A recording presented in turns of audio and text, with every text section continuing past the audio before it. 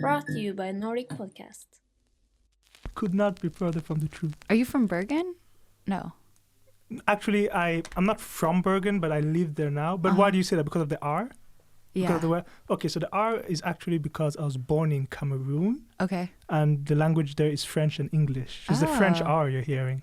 Yeah. And for some reason, only I got it and not my brothers. Interesting. Unfair. I think it's great. You It think adds, so? yeah, it like definitely gives you like a cool vibe. Thank you. We're here with Christiana Sudano. I hope I pronounced that well. Nailed it. All the way from, well, you were born in Nashville, Tennessee, but all the way from California? Los Angeles. We're lucky to have her. She has been basically groundbreaking individual within Universal Music Group and artist management, and now you have your own Dueless management. Yep. Do less management. That's insane. Even the people you've worked with is insane, and the scale. Why are you nowhere right now? What are you doing here? I'm escaping the U.S. Actually, I could believe that. But you've been here already for over 3 months, right? Yeah, we left right in December, so Okay. at the end. But did you actually leave for a break or? Yeah, we kind of needed to get out of Los Angeles. It was just completely shut down. And, you know, it just wasn't a good time right then and there. No. Yeah, we came to Norway about 3 months ago, and my husband's from here. So it's been great to get a different experience and actually see where he like grew up. True. It's your first time here? No, it's like my sixth or Okay. seventh. Okay. Yeah, my first time was a couple years ago, but then I helped produce Oscar Expo. So that was like a whole trip that I took by myself here. Right, because that was like you had the attendees being from Universal, from Disney. It was a really major expo, wasn't it? Yeah, it was great. It was a really cool event because we brought all of these Americans who had never experienced Norway or anything in Scandinavia to Oscar. Right. Oscar. I'm probably pronouncing that wrong. No, it's good. It's good. And it was just a crazy awesome event. I feel like both the Scandinavians and the Norwegians and then the Americans also got, I guess, is Scandinavians correct? Probably not. Yeah, no, it is. Look. I know in LA everyone is on the edge of their seats trying to get the right terminology, trying to not offend. And bro, like, forget that. Just call them what you want. You know, Okay. call them Vikings. No one's gonna. Well, they might get offended, but what are they gonna do? So, but it's good. I'm glad that you're having this experience again and also working here, because Norway does need people of your status coming in and bringing traffic in. It's phenomenal that you're doing that. Though I would go even further, like the fact that you have now branched out, because I know the amazing artists you've worked with or worked around, like Childish Gambino or Taylor Swift. So You did do your research. I couldn't let this opportunity pass, and that's why I'm going into, now that you've decided to do your own management. How old is this new management, and what made you go, you know what, I'm going on my own now? Yeah, we're actually only a year old. We launched at NORDIC Oscar weekend last year in Los Angeles. But yeah, I had been working for Universal Music Group since I was 19 years old, believe it or not. Wow. So I worked in Nashville as a lifestyle marketing representative for universities in Nashville. So Vanderbilt and Belmont University, where I went to school. And you know, we were the kids out like putting flyers for bands coming through. We were working Childish Gambino. Oh, no, we were working Childish Gambino, but we were working the weekend projects where, you know, we were passing out the trilogy CDs and like, you know, trying to get everybody really excited about the music coming out. So I started working there at Universal and then moved over to Universal Nashville, where I interned in like the digital department and worked with creating everybody's Pinterest pages and Facebook pages. Wow, I feel like so that really dates me a little bit. the Pinterest a little bit, but it seems like you really go into the details of everything around the artist. I mean, even to the social media level. But this sounds very time consuming. This sounds exceedingly, and you started at 19, or was it at 19 where you started at? No, I started working for UMG when I was 19. And then, I just kind of got burnt out from the major label experience. I mean, it was just such a grind. I was traveling a lot at the time and, getting sick a lot, and I couldn't keep up, honestly. It was just my health was not keeping up with me. And then it was just a lot of doing the same thing, but for different artists, if that makes any sense. So the work became a little bit repetitive. And then I transitioned over to a product manager role at a different record label called Concord, where I worked, product managing on Joni Mitchell and James Taylor and these classic records that just, really inspired me as a kid. So I was able to do that for a while, and then really just found that I missed working with the artist directly. I really missed having those experiences where I'm like on the phone and we're coming up with creative ideas and we're being able to like execute them. And I just never really got that experience when I was working, in a big company. It was just like, oh, I did this huge thing for Taylor Swift, but not necessarily know it had anything to do with me. And I'm like back in a Walmart, like dragging out her pop-up stands and like trying to get her to like go to Target to sign albums. And I'm like, yeah, this is so far removed from what her day-to-day is like. So it's good to be able to work with the artist directly and like, have that experience, to have that one-on-one relationship with them. Exactly. Because then also you really get a sense of their true vibe and what they are also looking for with you could say a manager and what they are wanting. It's almost like you're an interior designer, but you're not working directly with the person you're trying to design the house for. There's a disconnect, I feel. So obviously you want to be as close as possible. But how did you find yourself in this field? At such a young age, like, did you just fall into it? Did your parents work with something like this? Yeah, well, my parents actually, my whole family's in music, like literally my entire family. So actually everybody was like, you probably shouldn't do that. Oh my Lord. So I kind of grew up with a musical family. Like my dad's a songwriter. My mom was a talent agent she owned her own management and talent agency company as well. My aunt was the singer Donna Summer. Wow, that was your aunt. Okay, we did not dig that deep. Wow, that's amazing. So it's basically, you could say, part of the tradition to do something within music that comes naturally for you guys. Yeah, it definitely came naturally. I songwrite and sing myself, but like I wanted to focus more on the business side of it. Why? Why, when you had the talent yourself? Why was that more intriguing? I guess I felt that going on the business side was safer.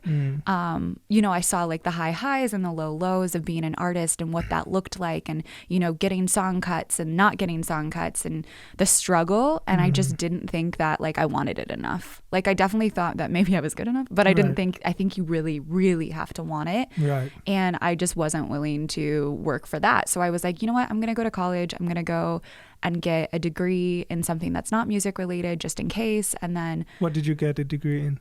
Mass communication. Mass communication, which doesn't exist anymore either. I just looked. My college was like, now it's called media communications. I was like, you took away my major. They don't like. Wait. So I hope now they would make your mass communication major into music. Yeah, it actually fell under like the Curb College, which is what they call it. But yeah. So you have not really lost your degree. I hope they have just because that was like they took away my degree. I'm like, great. Do I get that money back? Or? Right. Oh no. Okay. But then it became again something within music though, which I'm sure is more beneficial. Or yeah, I definitely wanted to be in music. I wanted to be, I thought I wanted to head up a record label or something, which I might still want to do in the future. But I was like, I'm gonna work the very top of Universal Music for the rest of my life, and it's gonna be the only job I ever have. Nah. And then I was just like so disillusioned. I was like, oh, this is really not what I thought it was. What was the largest disconnect though? The people, really. I just saw like, moms never seeing their kids, terrible bosses, some great bosses too. But yeah, just the people were not what I thought it was.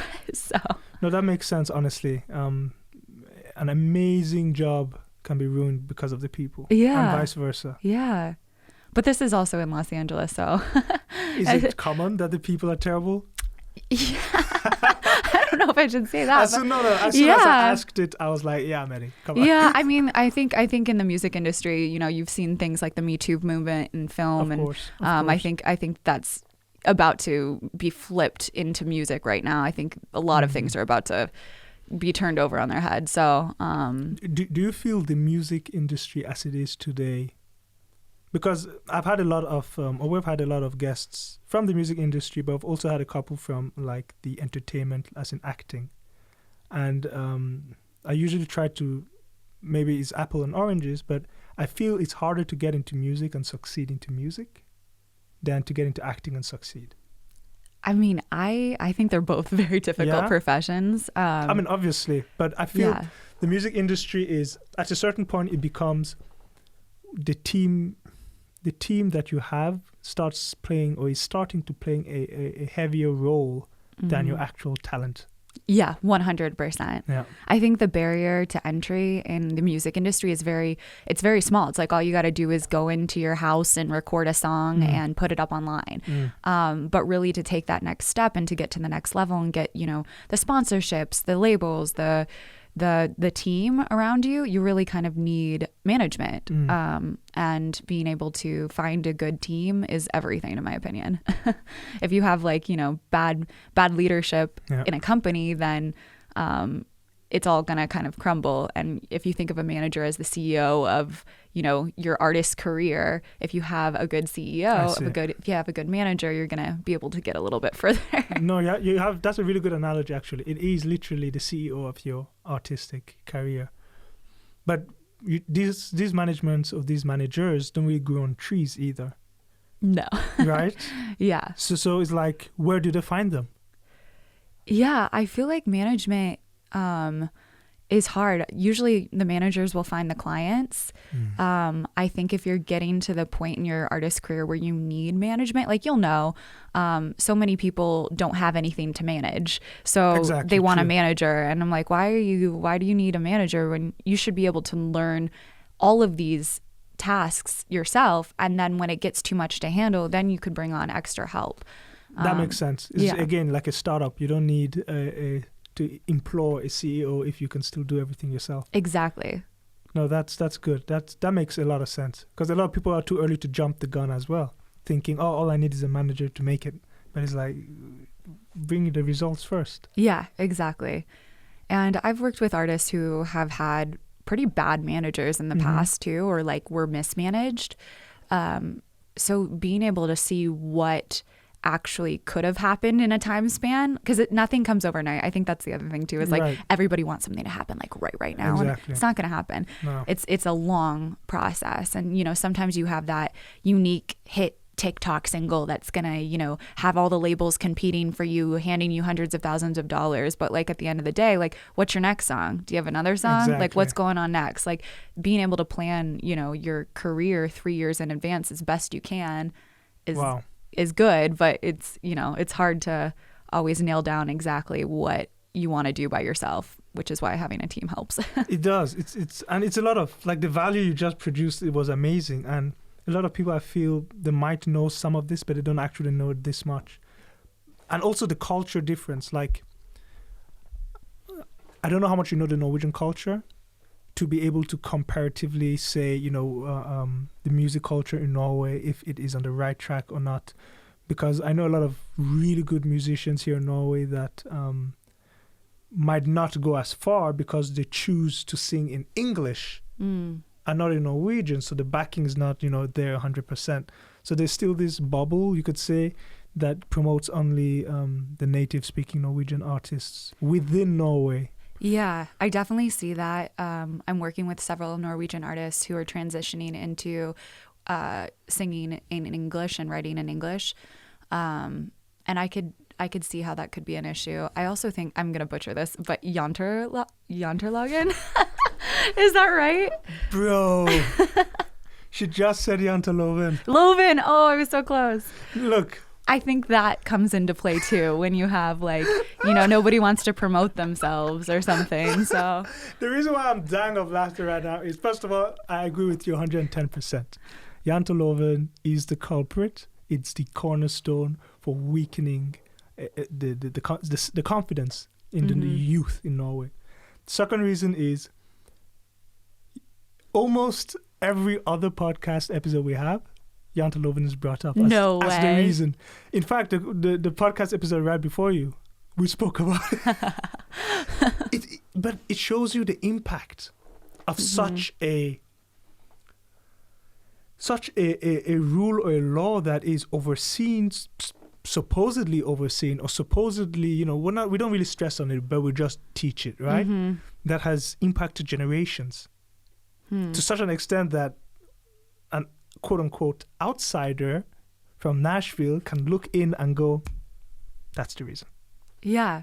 I mean, the artist that I help, that I manage here in Norway, I could definitely tell that, she gets less likes on her Instagram post if she's doing something that is a little bit extravagant, right. Or, we have a photo shoot set up and I'm like, hey, this is part of the job. You have to post about it. You have to do your part if I'm doing my part, and I can't promote you if you're not promoting yourself, essentially. Exactly. Because your fans are going to want to see you, what you have to give on your platform. Like, it's not going to sound so great coming from me. No.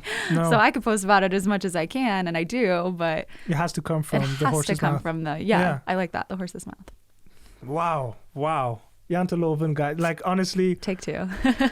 Take 10 by now. Like, really, since the episode 1, it came up, and it's sad. I mean, I'm sure I've said this before, but I'll say it really quick because you do not know the story. But in fact, I came to Norway when I was 9. And first day of school, this was revealed to me. First day of school. Wow. First day of school. They didn't waste time. They didn't waste a beat. So it's literally taught in schools. Yeah. Do you like in the U.S., like you say the Pledge of Allegiance, you do the Yeah. No, it's not to that extent, but it was taught. I was 9, first day of school. The whole class read it, and they was read like, it together, like in unison. Yeah. And you have obviously broken it down and seen like some of the some of the rules are like, you should not think you can teach us anything. No one cares about you. Ouch. Yeah, it's like, what on earth is going on? I have read it like once, and I just remember it. One of them was like, wasn't it? It's like nobody should be better than you, or anything like that. Yeah, it was like, you're not better than anyone, or don't think you are better than anyone. Don't think you are smarter than anyone. Don't think you can teach us anything. It's literally just pounding them into the soil. Yeah. How is innovation going to spark? How is growth going to happen because let's be very honest right now. There is a difference between cultivating the ego and killing a child's spirit. There's a difference. 100%. Cultivating the ego is when they are self-centered and encouraged to think of themselves first. Cultivating the spirit is letting them know that they are unique creatures with unique abilities and unique ways of expressing these abilities that can benefit others. Janteloven crushes that. Everyone has these unique abilities of benefiting and even inspiring others due to how they express this. Because this is what personality is, right? Expression of your abilities. We might both be or have the same ability to do something, but we'll express it different, and that is where our personality comes in. 100. So we are unique in that sense, and we do have things to give, and everyone does have something to learn, but there's no space for this. Yeah. And the US, I went there, first time I was there, I was like an exchange student, right? Where'd you live? Port Angeles. Oh. Washington State. Wow. It was amazing, like 10 out of 10. Like, it was amazing. And first thing I noticed, it was the exact opposite of Janteloven. It was like any spark of let's say, potential you had, they would fan it into a flame. Everyone, like almost like a community, would actively, without you asking, how can we fan this spark into a flame? I was like, whoa, this place. That's deep. That was like what's lacking. Yeah. Yeah, I mean, like in school growing up, like I was like the arts kid always. Right. Like so I think, growing up in like a theater background and a musical background, I definitely saw how that was encouraged throughout my life. So I can't imagine when it's like if you are of like a gift, if you have like that kind of talent or something, or even a different talent, like a sports talent or any type of those things, how that would be hard to cultivate it, to grow cultivate it. Yeah. Because I know in US schools, you guys also have like school band and music within the school curriculum, right? Oh yeah, yeah. And did PE. Right. But you went through this route, or 100. Yeah. See. I think everybody kind of had to go. I think everybody had to like play the recorder, and like Right. everybody had to be in some sort of extracurricular arts activity. I took dance as my like Nice. PE elective. So yeah, I think it was like you could try a lot of different types of things, and then if there was something that you really liked that you were good at, you could, you know, be encouraged to do that more and I see. take it up after school or something. So there are major differences within these countries. Even though you're escaping here for a few moments, I feel you are also almost like an ambassador of the field you represent when you're here. Like there is so much you can teach, and you are teaching the not only the music industry here in Norway, but the management industry and the artists. Like this is why it was almost like a must for you to come here, because there is so much you can give from actually a state of influence that is built with actual experience and in actual, let's say, groundbreaking companies. But from your perspective again, what do you feel the most valuable steps as, let's say, a Norwegian artist they can take right now? You know, should they stay in Norway? Should they move to the US? Is this something that doesn't matter and will unravel itself gradually? Yeah, those are great questions. First of all, I learned so much when I'm here from every person I interact with. I am learning daily. And so it's great to get out of my kind of bubble of people I interact with all the time and come here and be able to get a fresh perspective on like what the heartbeat is in the music scene here. I think there's so many incredibly talented people in Norway, specifically producers and songwriters Absolutely. and singers. I think there's so much going on here that needs to be, you know, shown and showcased. So I think the biggest thing, I mean, people can go to the US and like break through. I mean, like Aurora, she's amazing, and she, you know, her project has totally taken off in the US. But, you know, I think people also can be super successful where they're at. That's the other thing is like, you don't have to have, you know, the coolest microphone or the best producer. Like there's so many ways to make it where you're at. Like start super local. Like if there's a local radio station who wants to put you on, like take advantage of those local things to build the hype and the audience, because that's who your fans are going to be, is who you're surrounded by. If it's 20 people coming to your show, those 20 people are your fans. So I think, you know, coming to LA or coming to Nashville, I think those are all great experiences. I will say, like when you're in Nashville, it's so kind of disheartening sometimes because everyone is so talented. They were wherever they were in their small little town that they were the best. They're all in Nashville. Oh. And so you go there and you could go to any bar on Broadway and go listen to live music, and it's the most incredible talent you've ever seen. And so it's just hard because you go there and you're like, wow, who am I to like, you know, compete with these people? But in actuality, it's the people who have the most patience and the grind and who are willing to work the hardest, not necessarily always the most talented. So yeah. So it's just sticking with it for long enough. You know, the grit will separate you from the pack. Yeah, exactly. I think the persistence is really important, and also just being able to understand all aspects of the industry instead of just the music aspect. Like you need to be able to know where your royalties are coming from and who's paying you and how you could potentially make this a living. And I'm like, never quit your day job, but like, you know, if you're going to work on music like it is your day job. So I think that's a big aspect too, is just being able to really hone in on what you're doing and your art. Exactly. Then how do you blend this? Because this is a lot, and this is hectic. So how do you blend your personal life with this high level activity with all this brand? Because a people industry and managing people people require time, attention. It's almost like a kid. Yeah. I started Do Less Management because of the burnout. Honestly, I saw that artists were getting burnout on the road. They were doing these impossible dates. People with in the industry were getting burnout because they were trying to keep up all the time. So there was just burnout all around from both sides of the industry. So I really wanted to try and avoid that with my own company and the people that I work with, and, making sure that when touring happens, like, they're not out every single night of the week having to play for 5 people. No, I'm just kidding. For 500 people.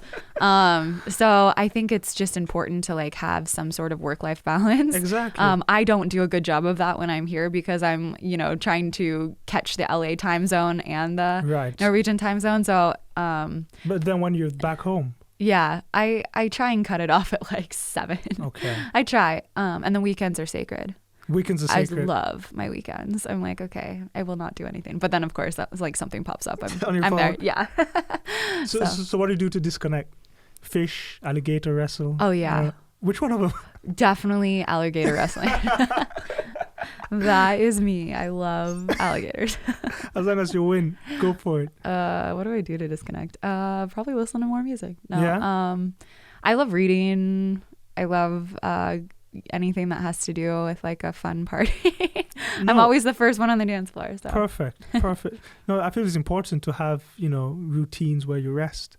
Mm-hmm. It's vital. It's, that's why we sleep. That's why there's winter. You need time off. Exactly. I think I love the 6-week holiday thing in Norway. I'm like, how do we bring that to the U.S.? But I think in the U.S. it is getting a little bit bad, at least with working from home. Like, right. I was one of 4 people at UMG in the Santa Monica office who had like work from home privileges. And that's because I was out, in the stores with the labels, with the artists. Like, I was kind of out in the field. And so like that was a coveted job. So, that was another thing is they were like, oh, do you know how many people would kill to work at home and all this stuff? And I was like, yeah, I know. So now I think with everything going on in the world, I think working from home will be a little bit more, accepted and widespread. Yeah.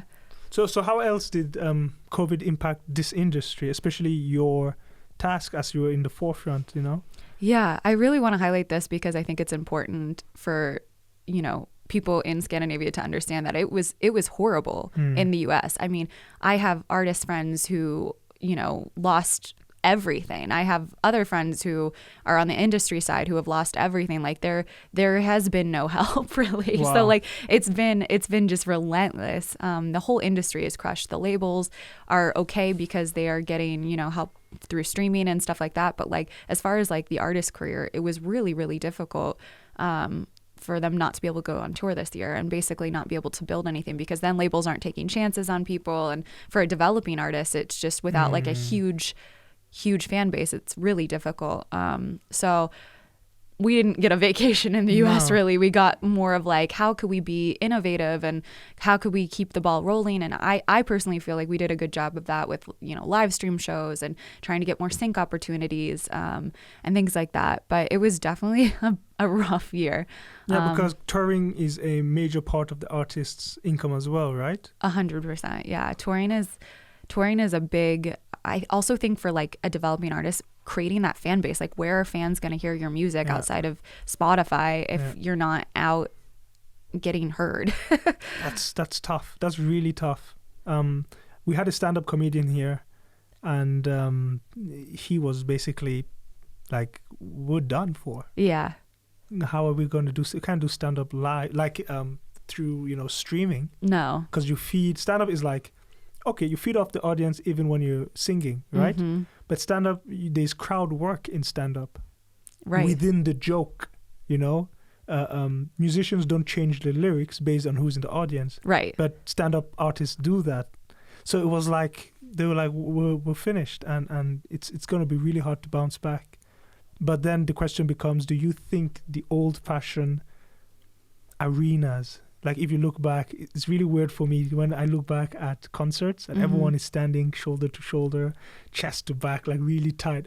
Do you think that is going to come back? Oh, yeah. Yeah? I think by the end of this year, we're going to forget this whole thing. Like people are really, what's the word for it? But like, we don't give people enough credit to like be adaptable because we're super adaptable people. Like we're able to go for example, like I've been here, and so like the other day it was like 45 degrees Fahrenheit in Norway, and I was like, it's summer, like I am going to go have a Ultapils, and I butchered that too. But like you're adaptable. Like I live in Los Angeles. Like if it's under 75 degrees, I think it's cold. Like so I think as far as like COVID is concerned, I think that people are going to, once everything goes back to normal a little bit, which is like the catchphrase of the world, I think we're going to forget people like the Roaring 20s. Like everybody was wanting to get out and party, and innovation is going to be happening. So I'm not concerned. No, that's a very positive and true statement, honestly. It will be a, remember back then when type of deal. Exactly. And it's the transition also. You do not want as much. You do not want collateral damage during the transitional period or during, passing through this period. And we're now seeing a lot of industries that said it was not possible to work at home. Exactly. And we're now, like, the industry is changing. And many workspaces are changing for the better because they're putting in smart, innovative solutions for people to either spend more time with family by working at home or travel less.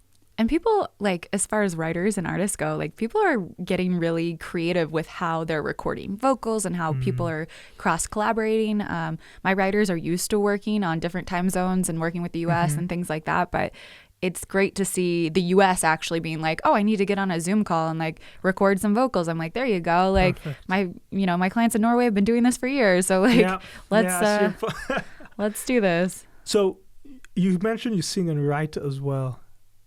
Yes. Why? Like, can we access this? Is it on Spotify? Is it like, do you have any songs out? I do. Well, I will be putting a song out probably. Yes. So I took everything down. Actually, I had a little bit of a career before Spotify popped off. Of so course. I could give you a CD. Really? I might not have a player. Yeah. The car's here. Well, you could use the Xbox or PlayStation. Oh, wow. Fancy. You could use that. No, but I will, I'll be putting some stuff up on Spotify. That would be probably. awesome. Yeah, no, because, I mean, if you have a talent, obviously, I know that there's always someone who's willing to listen or hear it. And you coming from the family you come from, within music and everything, and your aunt, I got curious. I'm curious. I would like to hear it. It would be awesome. Oh, thank you. Yeah. It would be really cool. So what genre, mostly? I guess Americana. Oh, really? Yeah. So it's very like indie Americana. Yeah. Right. No, that's awesome. That's all, because honestly, when I went to the States, what caught me was actually country music. Oh, I was like, whoa, what is this? Like, I had heard it before in like Tom and Jerry, but like I really went deep into country music, and I was like, this is underappreciated outside the US. Wow. I love that. Yeah, growing up in Nashville, like I have this theory why like nobody from Nashville grew up listening to country music unless their parents did. And it's because in Nashville, like all these bars that are playing country music, like as kids, you couldn't go there. No. So, we grew up listening to like pop punk at Rocket Town, which was like our local pop punk place that we listened to music. But I don't know, like here, it seems like on the radio and stuff, like there's a lot of oldies being played and things like that. So I think, growing up here in Norway, like I don't know what your experience was, but like having those influences were as a kid probably helped impact what you listen to now. But of course. In the US, it's like, top 40, whatever. Exactly. No, you absolutely have a point. Music taste is really formed during that age, isn't it? Like, I truly believe it's formed during that age. Now that I'm thinking back, my music taste is a bit weird. It's like classical music, opera, and then Eminem. Crunchy. And country. Yeah, so it's really like, but again, it's mostly because growing up, that was what I was listening most to. Can you rap an Eminem song for me right now? Rap an Eminem song. All right, you ready for this? Mom, spaghetti. I can't top that, man. I can't top that.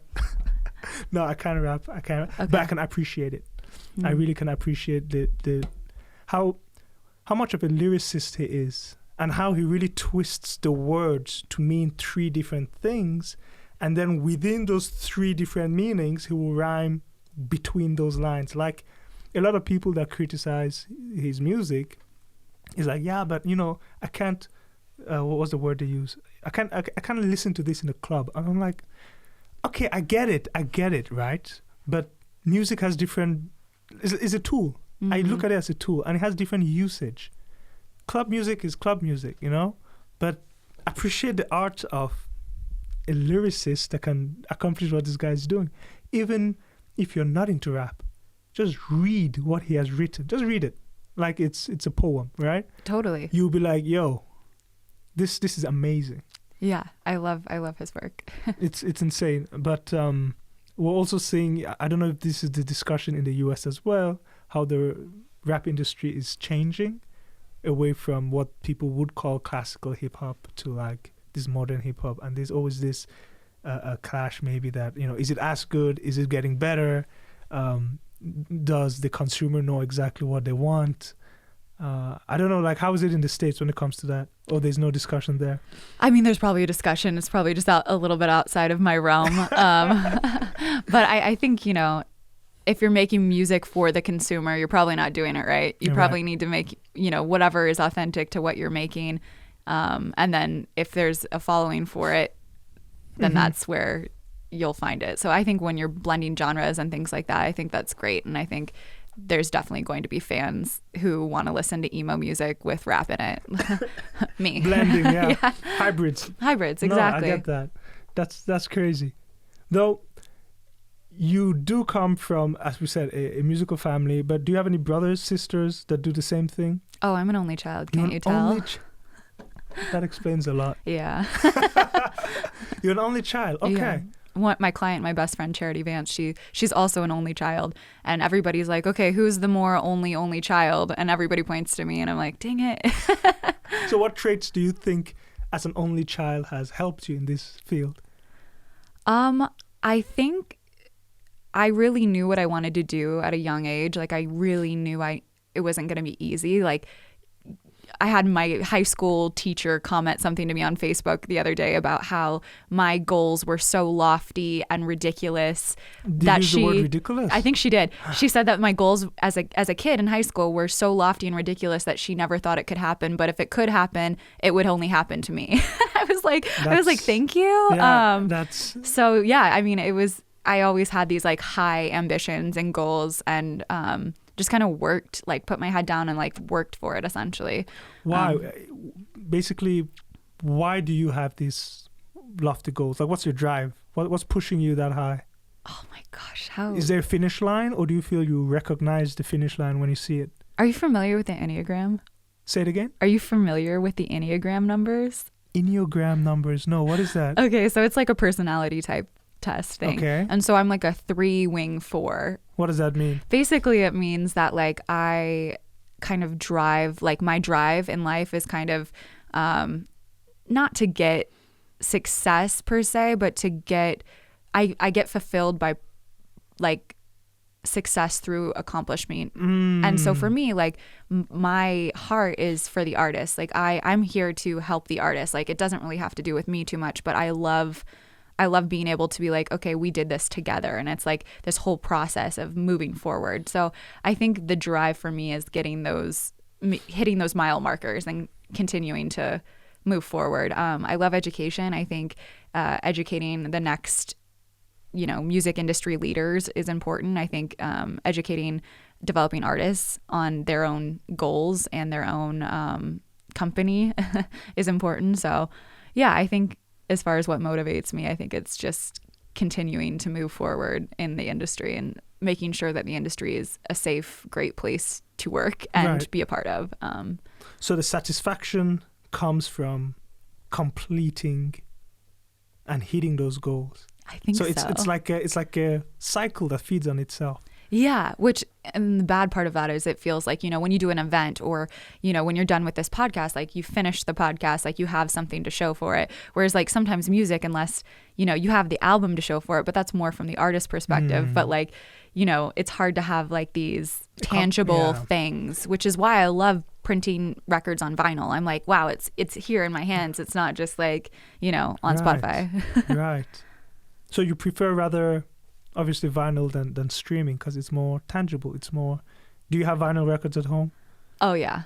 Yeah. I worked in high-end audiophile vinyl for a year and a half. So we re-released all these, like the Joni Mitchell, the James Taylor, REM, CCR. We released all of these records on vinyl. And I got to be a part of that product management experience. So it was great. Gave me a new love for it. And right. No, it's a powerful motivator, really, the satisfaction of completing a task once begun. Mm-hmm. And at the same time, that in itself is one of the hardest things for most people, finishing a task once begun. Mm-hmm. So having that as your, let's call it the carrot. Yeah. That will really propel you to literally your potential is endless. Thank you. No, really, because that is the strongest barrier. A lot of people start things and can't finish. That is a really heavy barrier. And if that's your carrot, if that's your motivator, what's stopping you? What's going to stop you? Because you'll be like, I gotta finish. Yeah. I think, the only thing that ever stopped me is myself. Right. And, I think in the industry, there's so much pressure and, I was out every single night till like 2:00 in the morning and then back up the next morning at, 8 a.m. to be in the office and to be present and to be seen. And, it's just like this, cycle of mental health that drains your soul a little bit, like where you're just drained essentially. I mean, you're physically drained, you're mentally drained. So I think if you're able to take care of yourself and really, focus on protecting your mental health and protecting your sanity, essentially, then you can go far. But when you don't, fix what's going on inside, then it's hard to propel yourself. You seem insightful in that sense. Like, do you know when you're about to reach a breaking point? And when you are, how do you pivot? Yeah, I definitely know my triggers of what stresses me out. But I also love, getting other people's opinions and like delegating. So it's like, okay, if this visual asset is, they want this music video and blah, blah, blah. And I'm like, I am not a music video director, nor do I have like that creative mindset to like come up with a video idea. So like, let me get my husband to like come in here and help me with this. And what does he do? He's a director. Perfect. Yeah, exactly. So naturally. Yeah, but like asking for help I think is a big one. So when I feel overwhelmed by a task that like maybe is a little bit outside the scope of what I want to be doing or can do, realizing that and be like, okay, hey, I need some help over here. That's honestly, that is my weakness. Like if I had to pick, I'm terrible at asking for help. Terrible at knowing when I should ask for help. I could be drowning. No, I got this. Like, yo, you are drowning right now. I got this. I'm fine. It's just a scratch. It's only a flesh wound. Love it. Monty Python, if you guys don't know about that. But honestly, is that an acquired skill to know when to ask? Or is that something that, like, I'm asking from a point of view of myself? Like, how do I learn that?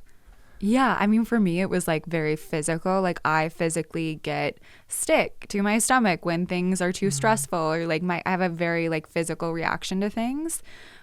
So I could feel it in my body that something's off. And so I think when I made that connection, I was like, okay, if my body is feeling really off right now, then I'm probably overwhelmed and I probably need to ask for help because I literally am going to be useful to no one if I'm not doing okay. Right. So I think that was the biggest sign for me is like, oh gosh, I don't feel very good today. Right. No, that comes from a spot of humility as well. Yeah, that's very graceful. I need to take notes for real. No, because you can't sustain yourself if you burn out at those levels. Mm-hmm. And then why are you doing what you do? Because you're no use to anyone, as you said. Exactly. And I think in management specifically, like there is a lot more burnout. Like you never really see like managers never not taking a call, and like it's always like you're on 24/7. And I am like if somebody needs something from me that's an emergency, or if there's they're having an off day and they need support, right. I am here like as a friend, as a mentor, as a whatever they need me to be in the moment. But I think from a professional standpoint, it's like, okay, creatives come alive at night, and it's like, no, I agree. It's like, okay, you need maybe I'm about to go to sleep and you're coming alive, and like how do you meet in the middle, and like finding the best way to communicate and finding, you know, appropriate communication hours and things like that. So I think as a manager, it's just you have to set those boundaries yourself, and you could let everybody know, and if they respect them, then they do, and if not, then you're going to be overwhelmed. So what self-jeopardizing attributes do you most see in artists? Insecurity. Really?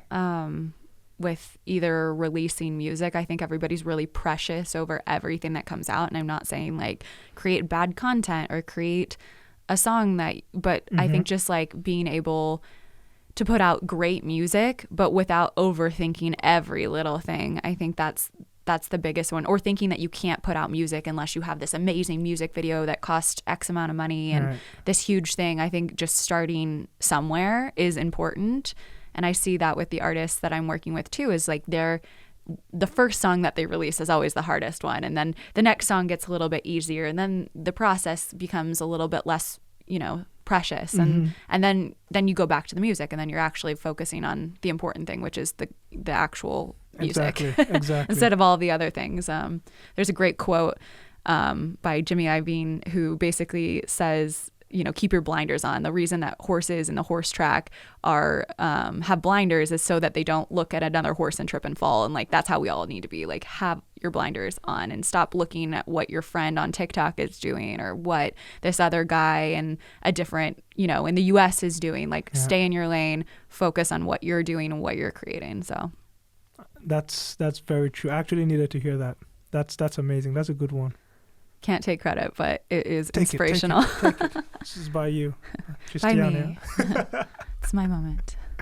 No, man, it's such a hard field to navigate, and there is so much one can learn from it and apply in other areas, like tremendous amount. Because I truly believe, it's a subjective belief, but I believe that music industry is the hardest industry to enter and to, let's say, reach the 1 percentile. You know, if you want to see, okay, reach the 1 percentile in which, I would honestly pick music as one of those top 3 as one of the hardest. Yeah. I mean, music is the ultimate universal medicine. Like you could be anywhere in the world and hear a drum sound that makes you feel something, or, you know, I just love that you're able to connect with people over the world, no matter if you're singing a song in Norwegian or if you're singing a song in English. I think having those connections, and I could listen to songs in Norwegian and maybe I get 40% of it, but like I'm like, this is a hit song, like this is great, I'm grooving and I don't need to know everything, and I'm like, okay, cool, I heard her say, you know, Wienerpulse, and then I got that part. But yeah, I think it doesn't really matter where you're at. No. But when we come into the discussion now about getting signed, because I remember like 10 years ago 20 years ago getting signed was like, you can't make it if you're not signed by a major. And then Macklemore comes out and he does everything independently. Is this still a conversation, or has everyone understood that, look, you can make it both ways? And are these major companies losing more people and not getting signed as much?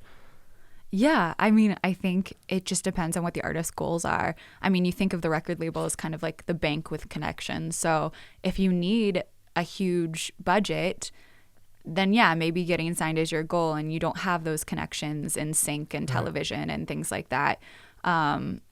I think, you know, I love working as a manager. I love working with my artists that are signed to labels, because I have a whole team to work with. Whereas it's like, you know, I'm not having to like outsource each of those things. I just, you know, have it as a team. But the other artists who are independent, I think it's great too, because they're able to own all of their own content and their songs, and everything is, you know, owned by them, and they're the ones who are able to have the control. And I think when you see artists who get out of their label contracts, which are terrible, to be honest, like most label contracts are absolutely horrendous. Which ones have you seen that are horrendous? And in what way?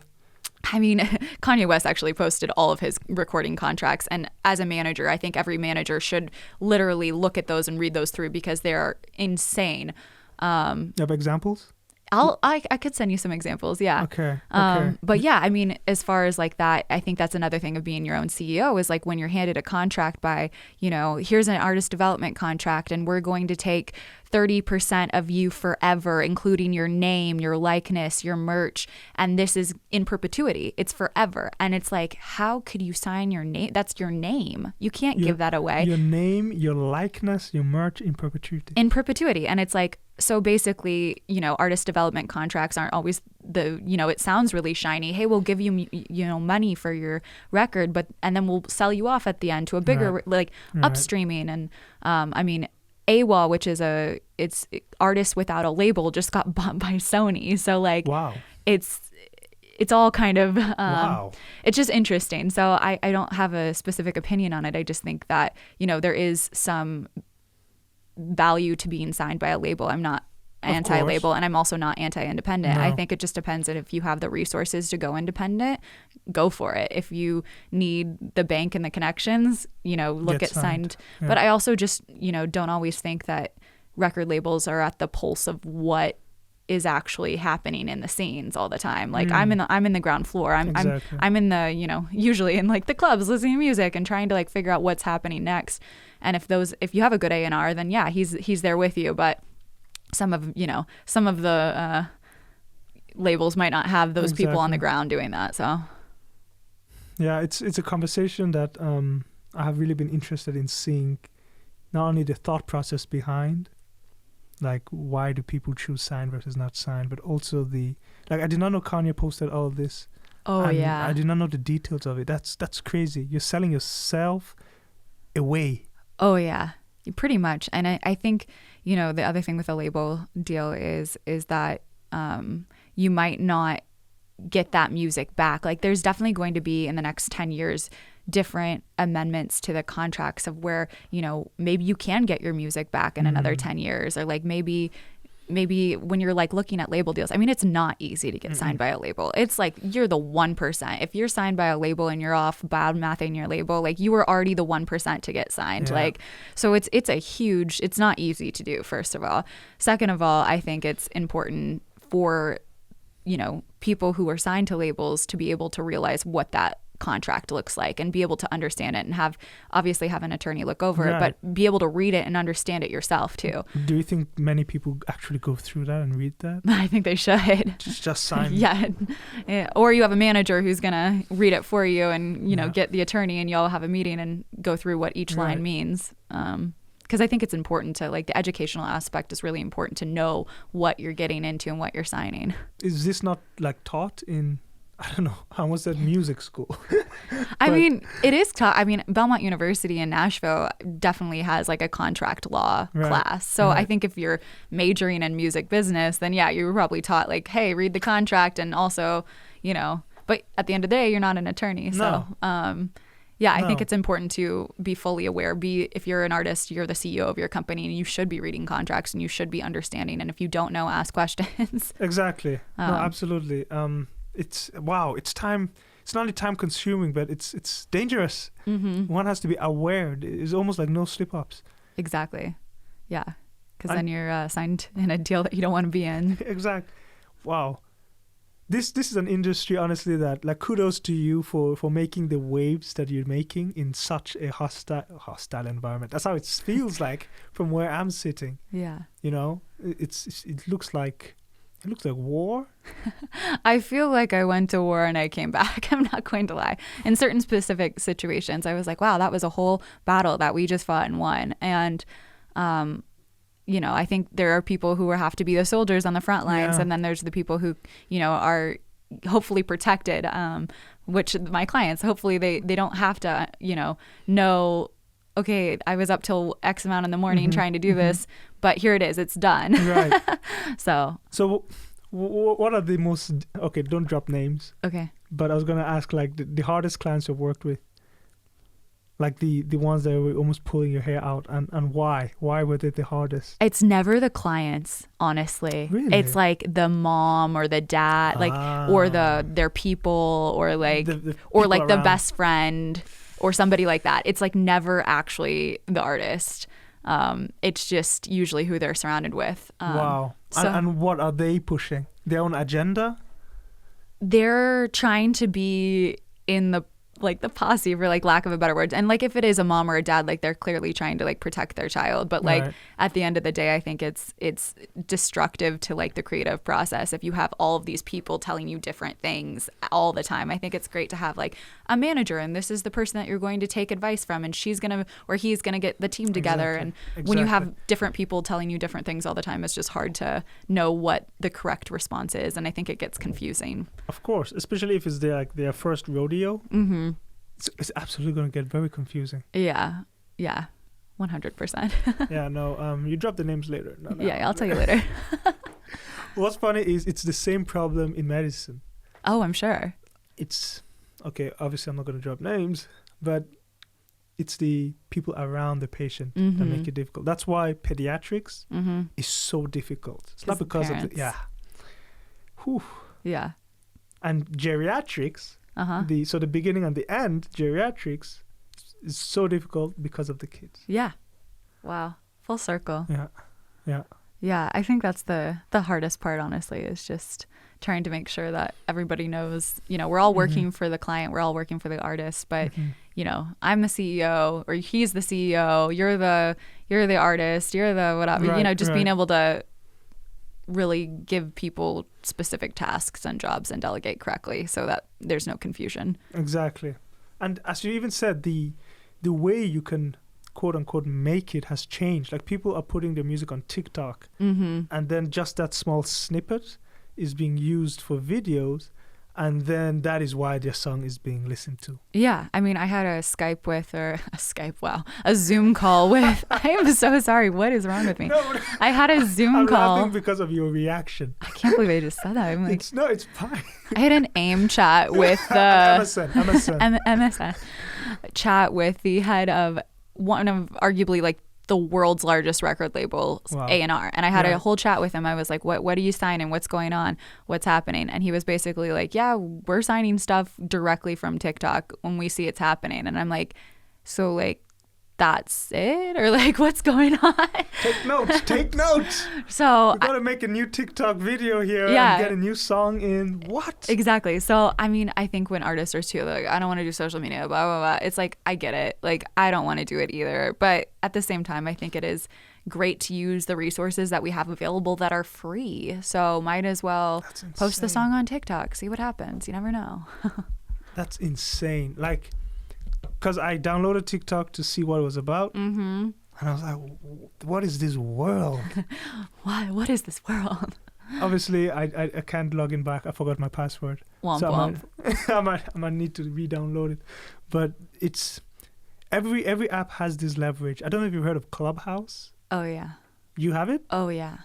Okay, good. We got to connect there then. We'll connect on Clubhouse. Good, Yeah, I good. got a little overwhelmed, honestly, because I was like clubhousing. And of course, I'm like trying to hit the US one. So I'm like doing it in the morning here. And I'm like, it's like, 1 o'clock in the morning in Los Angeles. And I'm like, okay, this is going to be too much. Like, and Clubhouse is one of those new apps that is leveraging another skill that the other apps couldn't.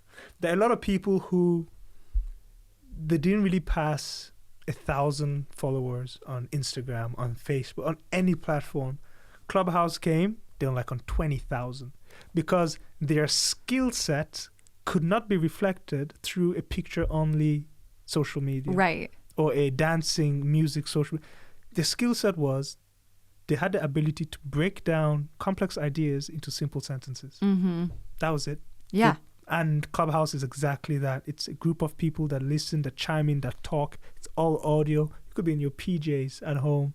Oh, yeah. And I have. Oh, perfect. And that shines. And now suddenly it's like we are designing apps around skill sets now. Empowering different skill sets. It's not visual alone. It's not musical alone. Audio is coming in. And when I heard that, I was like, I got to get on. It's I fun got to to get like on. listen to all the different, I try and get on clubhouses that aren't always music related because it kind of gets a little too much. You have a lot of people who are talking about the same things in different ways. So I'll go on a cooking one and I'm like, oh, what should I make for dinner? Let me listen to this cooking clubhouse for a little bit and kind of get out of my sphere of influence. Exactly. Because you also realize, because you're pretty high up in your field, so to get something new will not be as easy, I would say. I think I'm learning still. I mean, like, even the NFT situation, I'm still like, how do those work? What is an NFT? There's so many NFT groups on Clubhouse. Can you tell me? Okay, yeah. And then I'm like, okay, another one. So yeah, I think it's also just the time. Everybody's home right now and are able to, like, you know, be on Clubhouse. But I realized that I was spending more time on Clubhouse than I was like doing what I was supposed to be doing for the day. So I was like, okay, hilarious. Need to give myself Clubhouse timeouts. Exactly. No, I have specific hours for Clubhouse. That's good. I should do that. I have 2 phones. I have a Clubhouse phone. Do you really? I'm not going to mix. That's so smart. I actually have a medical phone, a private phone, and one just for Clubhouse. I have a lot of things that I want to tell you. I have a lot of questions. Go for it, but I hope they're PG. But do you like put the phones in like different places, or like how do you know which one is calling you? No, it's they're easily, like, they look different. Oh wow! Is that the Clubhouse phone? Exactly. Yeah. So obviously, the Apple is the Clubhouse phone, and the Android is my personal one. Got it. And do you have like a beeper for medical work? That one is outside, not in here. I'm not taking any calls right now. That's good. But that one looks, again, completely different. It's one of the old types of Samsungs with like 2-day battery life. Oh wow! So it's good. It's for that purpose. You know, you don't want batteries to die. Exactly. But the reason is so I can structure myself, and if I need to be on Clubhouse in a group for a 12-hour room, I can be. But who says I'm on the phone? Exactly, yeah. So I enter the group, I'm listening, I'm there, I'm morally supporting the group, but I am at work or, you know, somewhere else. So that's the thing. Once it's in your own personal phone, it's really going to interfere with a lot of things. That's a really good idea, though. So separated. You can get a cheap iPhone for $50. Yeah. It doesn't have to be the newest. It's just for Clubhouse. Yeah, just the Clubhouse phone. This is great. Literally. But it is addictive. Yeah, of course. Yeah, I realize that, like, I think the ability to have information like that's free, essentially, and available, I think that's amazing. Do you think they will monetize Clubhouse soon? I'm sure they probably already have a monetization. How do you think they'll bump that up? Either through, like, presented by, like, you know, I guess, like, the creators themselves should be looking for brand sponsorships for those kind of things. But as far as Clubhouse itself, I mean, they're probably selling the data somehow. They're probably selling that, and also maybe advertising at some point. I don't know what that would look like, but maybe. But, like, will the users be able to monetize their platforms? Oh, I definitely. Like, I think getting brand sponsors and things like that, you know, that's how Instagram, I guess, works. You know, they get like sponsored by whatever. Maybe that would be something that Clubhouse implements, or Instagram just takes Clubhouse's platform and moves it over there. Oh gosh. Who knows? But yeah, as far like I am, you know, Do Less is actually starting some sort of platform ourselves, based on industry experts who are getting together, and basically sharing their life stories and giving creative feedback and things like that.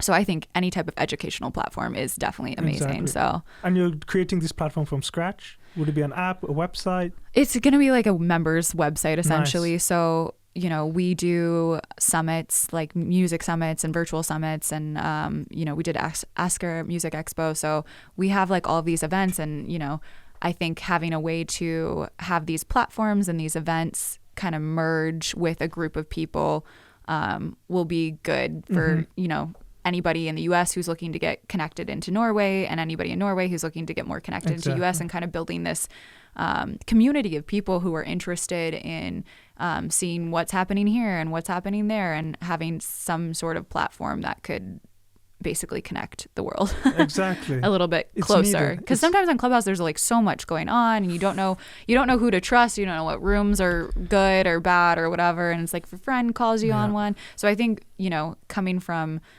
a place of, okay, these are the people that I trust in my life. And if you trust me at all, like here, listen to what this amazing A&R has to say about the future, because he knows way more than I do. And here, why don't you listen to this amazing person about film and television and sync music, and listen to them talk for a little bit. Amazing. And then, you know, kind of have a more of a platform where we're able to educate based on like industry experts rather than like me trying to like explain it to somebody. It's going to look way better like in a masterclass setting where somebody of a higher caliber is telling you what to do rather than me.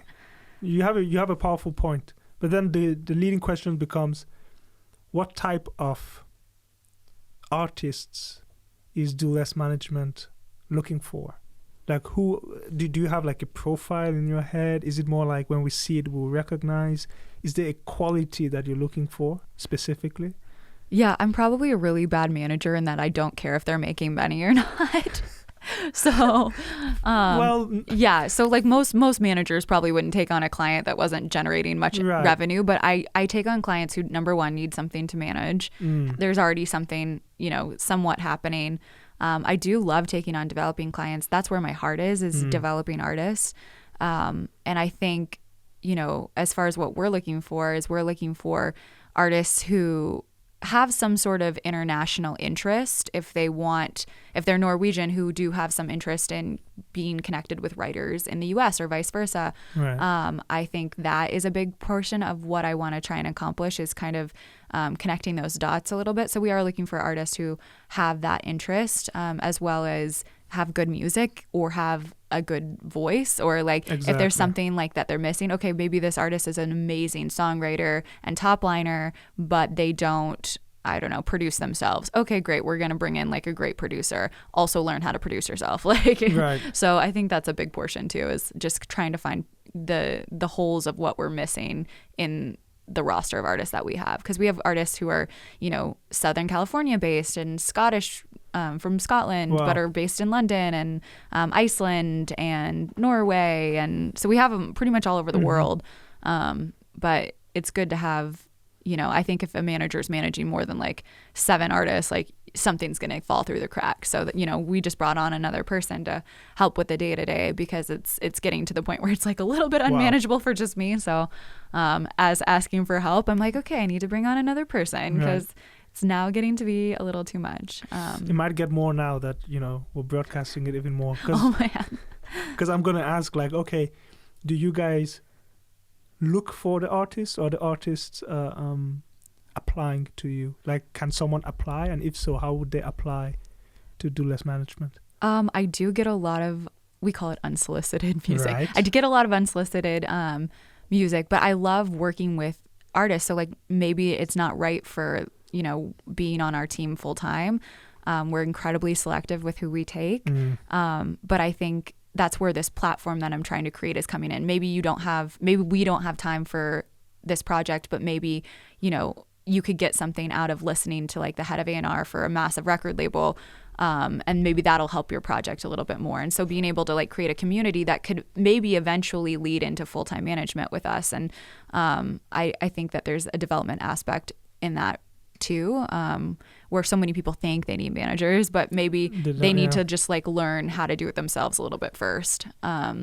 That makes a lot of sense. But yeah, I mean, you could always contact me via DM on Instagram or I have a form on my website too, where people can like, you know, submit their music, and maybe we could work together in a different way. If it's not full-time management, maybe it's, oh, hey, I need help with this marketing thing. Okay, I have a release coming. Let's do advertising. I do a lot of like advertising for developing artists on Spotify, through, you know, just basically, hey, let's pull together a really good ad so that people can actually hear your music. And I work with those kind of things all the time. So, yeah.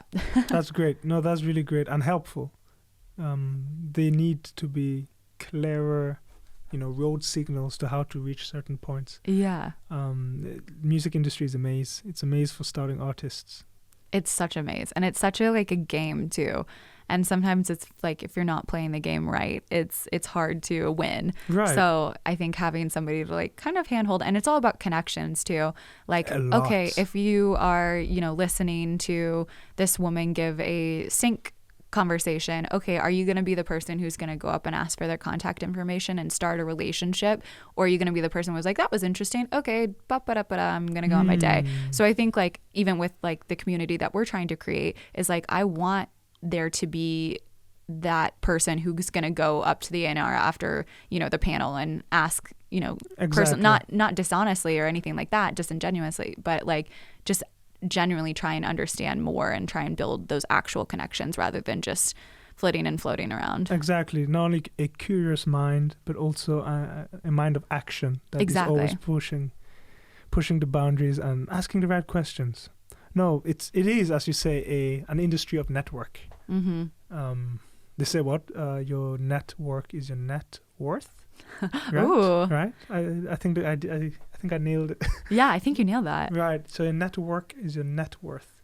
And I feel it absolutely is that. Yeah. Mark Maxwell, who's a attorney in Nashville and also a professor at Belmont, he has this book called Networking Kills. Okay. And it's really interesting about how, you know, networking, you know, it kills people. Right. Like it's like go back to like having these real relationships and things like that. So I also think that word gets thrown around a little, and I throw it around all the time, but it's always like, okay, am I at this event because I really want to meet people and create friendships in the industry, or am I at this event to like pitch my artist to somebody? Like let me like figure out what my goal is here. And of course, like I'm there to work for my client, but I also have to think of like, okay, maybe they don't want my client for this specific project, but maybe they want my other client. Like just, you know, creating this relationship is important, especially when I'm here in Norway. It's like, oh, I just think of all the possibilities. I'm like, oh my gosh, you're based here and we could do these studio sessions, and like maybe we'll do a Do Less house in Palm Springs and have everybody come over and like have this big, like I just have these like huge lofty ideas of just connecting Norway and the US all the time. And so I think as we get forward, like as we get further into like what we're doing as a company and growing, and like it's definitely going to expand outside of management and the scope of management, but like really kind of creating a bigger picture of what we want to accomplish. Exactly. So that's noble actually, and it is for a good cause. As you said, there are so many talented people in Norway that would need this bridge. But then, what is your, or do you have like a white whale, like a Moby Dick that you have to bring down? Wow. Bring down, huh? I think for me, I think it's like a stereotype thing of young women in the industry. Like I think the stereotype is, number one, that like it's hard to be a business owner. And like I started a group on Facebook for specifically women who own independent management companies. That's like specific. Very specific. And I cannot tell you, we have like 160 women on this group now, and it started with like 3 people. So I've been learning. I was like, where do I find a mentor? Like, how do I get connected to find a mentor? Because I wasn't a manager. I was in artist development. So like, I didn't know how to really be a manager. No. Like, I mean, does anybody? But like, I feel like we're all figuring it out. And like, you know, and I was like, I need somebody who's way smarter than I am to like come in here and help me. But you know, you don't really ask for a mentor. You kind of, one approaches you essentially, or you start learning. So I created this group to like get feedback from people. And I think, you know, as far as like trying to bring something down, it would probably be like the stigma of like, you know, helping the next generation and like, you know, really, I don't know what the right word is, but I see your point. You're really trying to pay it forward in maybe non-obvious ways. Yeah. And that is the biggest thing you can do.